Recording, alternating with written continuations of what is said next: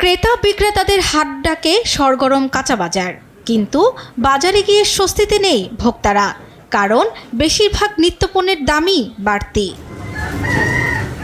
পাবনার বাজার ঘুরে দেখা যায় সরবরাহ স্বাভাবিক থাকলেও ফের বেড়েছে সবজির দাম।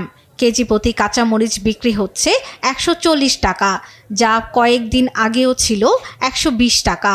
শিম সপ্তাহ ব্যবধানে 20 টাকা বেড়ে বিক্রি হচ্ছে 60 টাকায়। শীতকালীন তো বিভিন্ন রকম সবজি আসছে, তো এর কারণে একটু দাম বৃদ্ধি মনে হচ্ছে আমার কাছে। কাঁচা মরিচের বাজার বাড়েছে 140 টাকা কেজি, আর বেগুন বেচা হচ্ছে খালি 30 টাকা কেজি। ভোলার বাজারে সবজির দাম কিছুটা নিয়ন্ত্রণে থাকলেও মাছ ও মাংসের দাম ঊর্ধ্বমুখী। ক্রেতাদের অভিযোগ, পর্যাপ্ত সরবরাহ থাকলেও নিয়ন্ত্রণে নেই দাম। গোলসেন্স গ্রুপ আমার স্বপ্ন পূরণ করেছে, 5 তারকা হোটেলের অংশীদার আমি।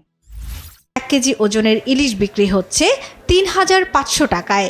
এদিকে আকারভেদে চিংড়ি বিক্রি হচ্ছে 900 থেকে 1300 টাকা দরে।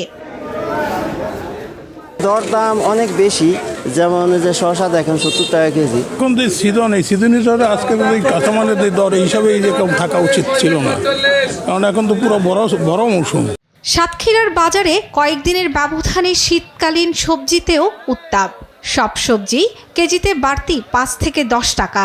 এতে ক্ষুব্ধ ক্রেতারা। এর পেছনে সিন্ডিকেটকেই দুষছেন তারা।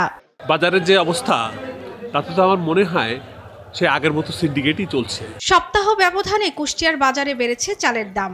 কেজি প্রতি সব ধরনের চালেই বেড়েছে 2 থেকে 3 টাকা করে। মিনিকেট চাল আগে বিক্রি করতাম 74 থেকে 76, এখন বর্তমান দাম আছে 76 থেকে 78 টাকা বিক্রি করছি। হঠাৎ করে চালের দাম বেশি, আমরা যেভাবে চাল মিল থেকে কিনছি আমরা সে দামে বাড়ছি। এমন বাস্তবতায় বাজার নিয়ন্ত্রণে কার্যকর মনিটরিং বাড়ানোর দাবি ভোক্তাদের। শর্মিলা কেয়া, নিউজ ডেস্ক, দেশ টিভি।